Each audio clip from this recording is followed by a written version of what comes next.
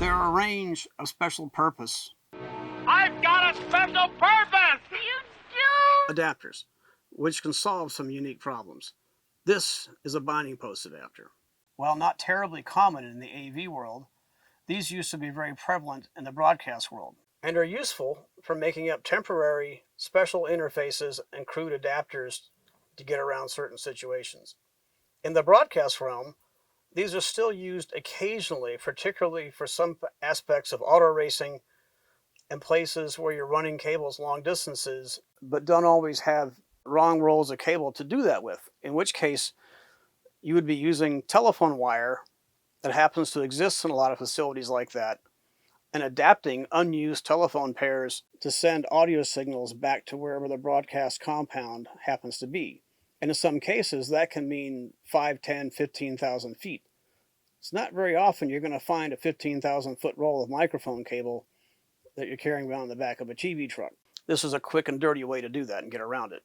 For many years, that's how a lot of broadcasts, up to and including the host talent on a lot of shows in the 50s and 60s, got back to the TV compound. Sometimes the telephone lines in these facilities are owned by the telephone company. Sometimes they are owned by the venue. Telephone lines are also balanced pairs, just like a mic cable. The only difference is they're 24 gauge solid wire and they have an overall shield for whatever number of pairs are inside the telephone trunk line. A telephone trunk line is any telephone cable that carries multiple pairs. Typically, you're talking 50 to 200 to 400 pairs in some telephone trunk cables. The biggest challenge with that is when you put 200 pairs in a telephone trunk cable, even though they're balanced pairs, because they're all twisted together, there's always some danger of crosstalk among the pairs. So they're not the prettiest thing to use.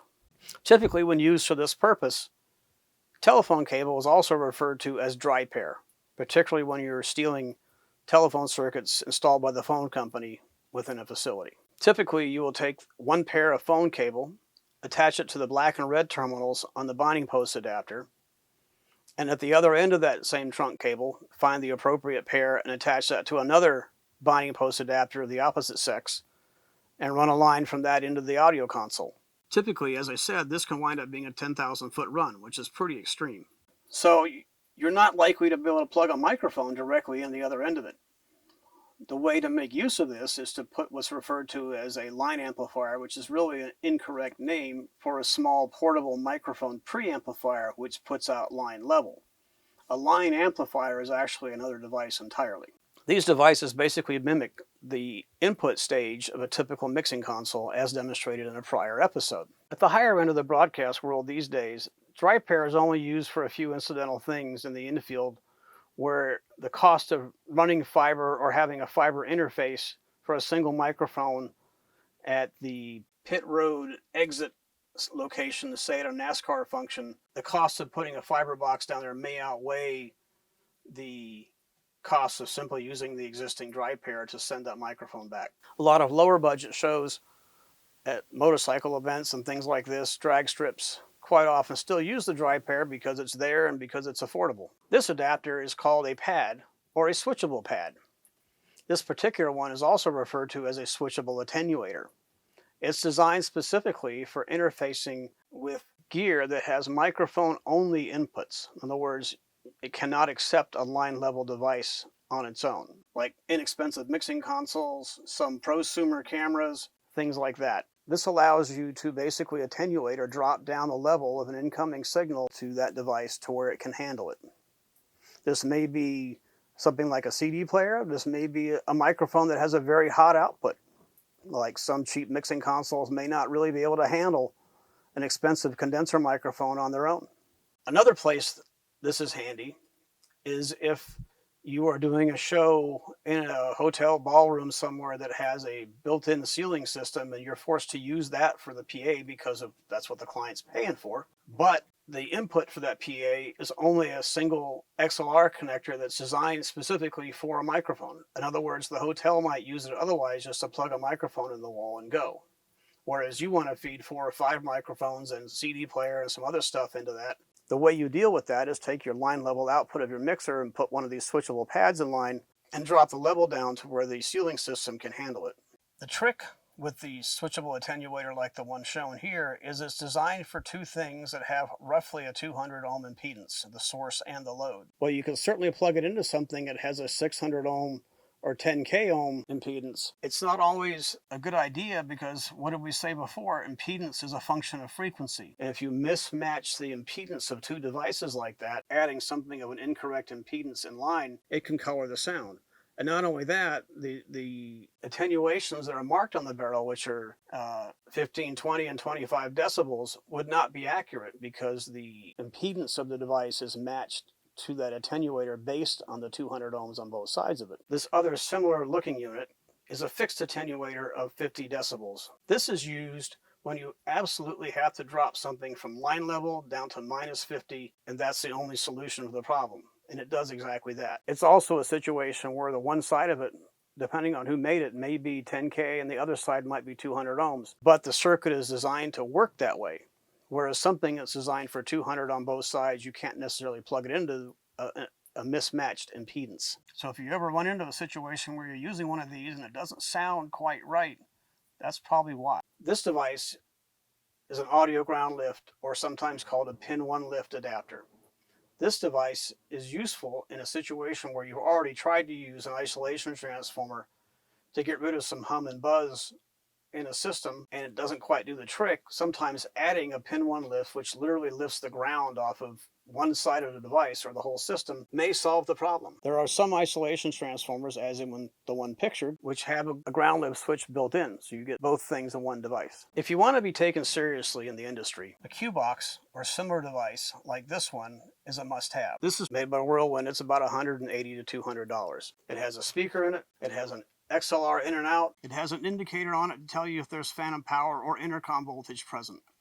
It generates tone. You can disconnect both sides of it and use it to check cables for quick continuity because you can send tone out and receive tone back. And in a pinch, you can actually use this as a cheap intercom box because you can plug it into an intercom line and listen to the conversation. It slices, it dices, it splices your multimedia data, while it'll even Julian fries. Just get the potato in that little door. And if you want to use the built-in microphone, you can actually talk back, although it's not the prettiest way to do it, but it will actually do it. But if you want to start showing up and taking yourself seriously in the industry, you've got to carry something like this. There are other devices just like it that are a little heavier duty and made by RDL, called the PT AMG2 as pictured, or the DB Box 2. There's also a new device called the Sound Bullet, which I haven't gotten a hold of yet, but is about $250 to $300, which fits in your pocket, which has a built-in speaker and does almost everything that thing does. The Whirlwind Q-Box I just showed you is by far the most common. The Sound Bullet's around $250 to $300. The DB Box 2 is around $600. It's a much more sophisticated device though. Having a device like this can speed up troubleshooting of a lot of common problems seen in the field. Most of them come down to something not being connected. However, having something like this makes it much easier and quicker to find that. Other assorted adapters. Tip ring sleeve or TRS to XLR barrel type adapters are a useful thing when dealing with low-end mixers that don't have XLR outputs. They may be balanced, but they're on a tip ring sleeve connector which looks like a headphone plug. Having a handful of these allows you to interface those with an XLR cable. This is a male-to-male gender changer, also referred to as a male turnaround. Basically, this is useful if you have a snake system which has a bunch of female lines at one end and males at the other, and you need to send something back down it. You can reverse the sex of one of the lines to use it to do that instead of having to run a separate cable. There are a number of situations where those come in handy. This is a female turnaround.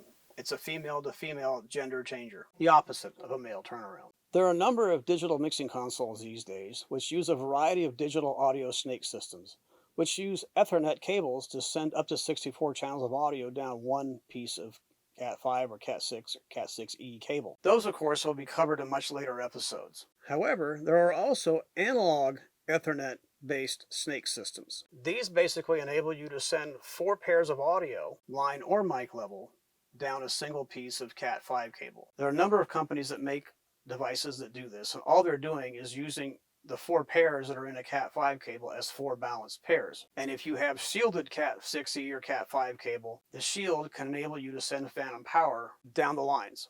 Direct boxes are necessary and useful for connecting unbalanced, typically high impedance sources to unbalanced, low impedance destinations, particularly over long distances.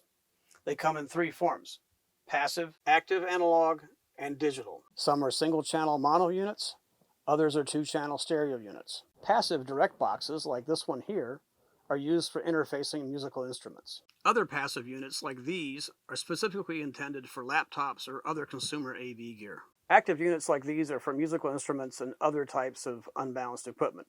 Digital direct boxes are designed specifically for interfacing computers, laptops, this kind of thing, for when the laptop is used to provide audio to support a graphics package or for video playback purposes and other types of situations, including network streaming and stuff like that. There are other devices similar to this which send audio over a Dante network or other networked audio platform, but those we will cover much later on. Well, that's all for this episode of Mr. Warren's Audio Hood. Please join us again soon for the next exciting episode of Mr. Warren's Audio Hood, audio and AV training for the real world.